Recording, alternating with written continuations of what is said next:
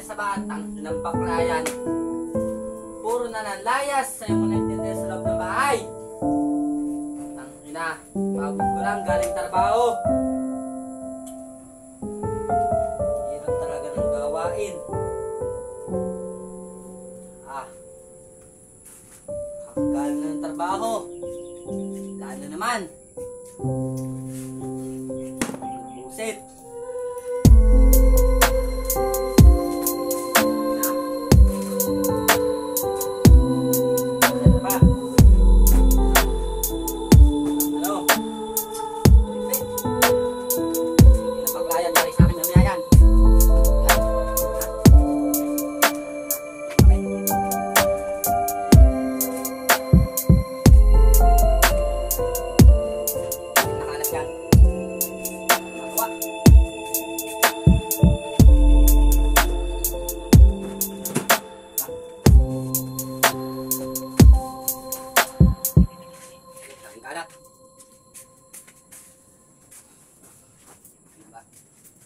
Galing ng trabaho.